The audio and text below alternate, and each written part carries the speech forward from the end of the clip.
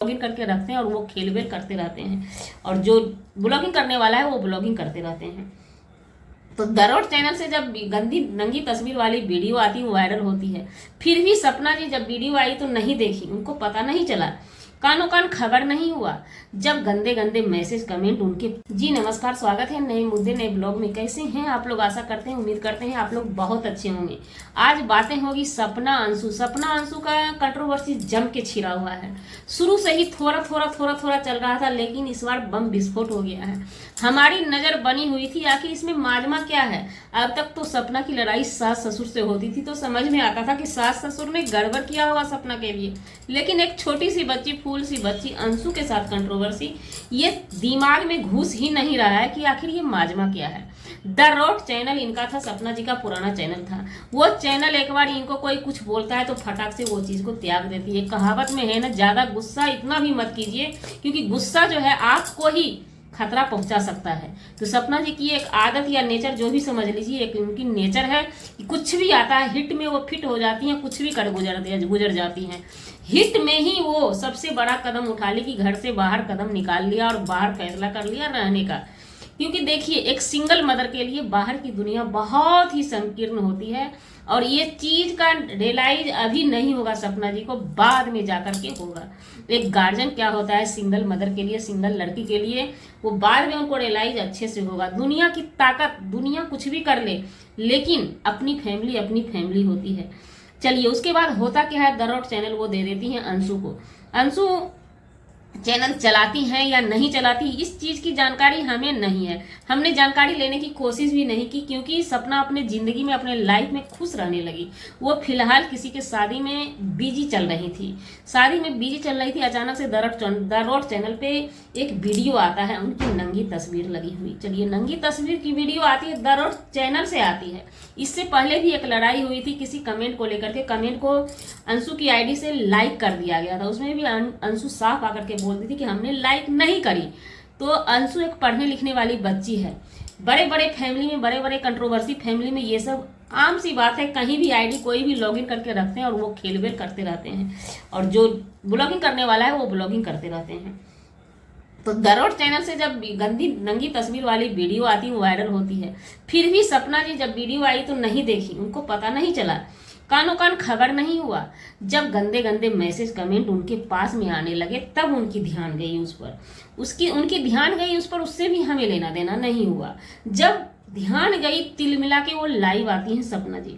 Live जब आती हैं तो हमें एक बात वहां पे समझ में नहीं आया, आखिर कोई भी अगर नंगा वीडियो डाला या कुछ भी किया, हमारा ही कोई करेगा, तो हम खुद से अपना नंगा तस्वीर लाइव में नहीं दिखाएंगे। यहाँ पे भी हमें समझ में नहीं आया, और आप लोगों को क्या समझ में आया वो अपनी राय कमेंट में जरूर देंगे। उसके बाद पब्लिक की नजर ठहरी हुई थी अंशु पे। कुछ लोग भर भर के रिएक्शन बनाने लगे, अंशु को गाली गलौज भी करने लगे, और सपना जी के चक्कर में अंशु बहुत गाली खा रही है, क्योंकि अंशु उनके सास ससुर के फैमिली में मिली हुई है, वो अपने रिश्तेदार में ही है। इस बेस पे एक कहते हैं ना, सिंगल मदर जब हो जाती है ना महिला, सिंपैथी दुनिया का मिलने लगता है। हालांकि हम ये नहीं कहते सपना गलत है या सही है, ये हम अपने तरफ से प्रूफ नहीं कर सकते। हर सच्चाई आप लोगों के सामने में है। अब दुनिया, आप लोगों को, पब्लिक को तय करना है कौन सही कौन गलत। और हम ये भी नहीं कह सकते हैं कि अंशु बिल्कुल दूध की धूली है। अगर भोली भाली बच्ची भी बड़ा बड़ा काम करने लगे तो वो दूध की धूली कहीं से नहीं हो सकती है।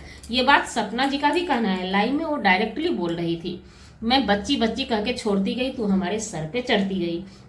आज हम इसी तरह से बैठे हुए थे, और हर हमेशा दिमाग में चल रहा था कि हर बड़े बड़े यूट्यूबर को ना, जैसे लग रहा है ना कि पैसा कमाने का एक लत लग गया है, नशा चढ़ गया है, कुछ भी कर लो, पैसा छाप लो, डॉलर छाप लो। अचानक से एक कम्युनिटी आती है, उस पर हमारी नजर पड़ती है। दरोट चैनल से कम्युनिटी आती है, 5 लाख का डिमांड किया जाता है सपना से, अगर तू देगी, नहीं दी तो मैं चैनल डिलीट कर दूंगा। और उस चैनल को जब मैंने छेड़ा तो उस चैनल पे सभी वीडियो डिलीट हैं। 1 साल 2 साल पुराना वीडियो सब उनके चैनल पे पड़ा हुआ है। और कम्युनिटी पोस्ट के नीचे हमने जब कमेंट पढ़ा, हम तुरंत ही पढ़ लिए थे। उसमें जब कमेंट पढ़ा तो उसमें कुछ कमेंट्स आ रहे थे, ये सपना की सोची समझी चाल है। अब इसमें सपना की अपनी ही नंगी तस्वीर छापने में, वीडियो बनाने में क्या चाल हो सकता है? क्या आप लोगों को लगता है? बात की जाए अंशु की, अंशु पे नजर टिकी हुई थी हर किसी की। अंशु की वीडियो कल आती, कल ही उनकी वीडियो आई है, कल वीडियो जब आई अंशु की, कोई भी चोर रहेगा थोड़ा हकलाएगा, बकलाएगा, ढकलाएगा। ये हमारा सोच नहीं, ये क्या ही कहते हैं, ये एक मास्टर का भी कहना है कि चोर कुछ भी कर ले अपना छाप छोड़ जाता है। अंशु आती है, शुरू में ही थोड़ी सी लाइन बोलती है अपनी भाभी के लिए कि देखो भाभी, हमने ऐसा कुछ नहीं किया है, अगर हमने ऐसा किया है तो आप लीगल एक्शन क्यों नहीं ले रहे हो? अगर लीगल एक्शन आप नहीं लोगे तो फिर सच्चाई सामने आएगी कैसे? और इस मुद्दे पे हमें कोई बात नहीं करना है, क्योंकि हमने जो काम किया ही नहीं। जाहिर सी बात है, अगर हम चोर हैं ही नहीं तो हम चोरी स्वीकार करें क्यों? अगर हम चोर हैं ही नहीं तो थाना में जाने से डरे क्यों? ये बात होती है। और एक बात होता है, सच को साक्ष्य की जरूरत नहीं है। जब हम सच हैं, हम जान रहे हैं कि हम सच हैं, हमने वो काम किया ही नहीं, तो हमें डर किस बात का?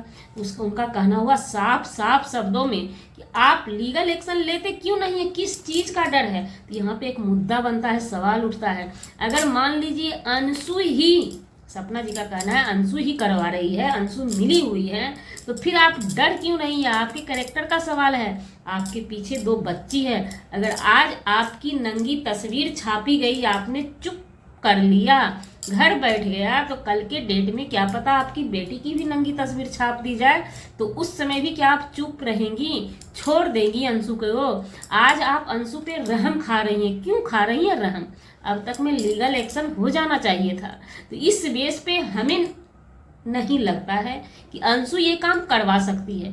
हाँ, ये बात अंशु शुरू में भी क्लियर की है कि ये क्यों हो रहा है, कैसे हो रहा है। मैं एक पढ़ने वाली बच्ची हूँ, मैं पढ़ाई छोड़ के इस चीज़ के पीछे नहीं पड़ सकती।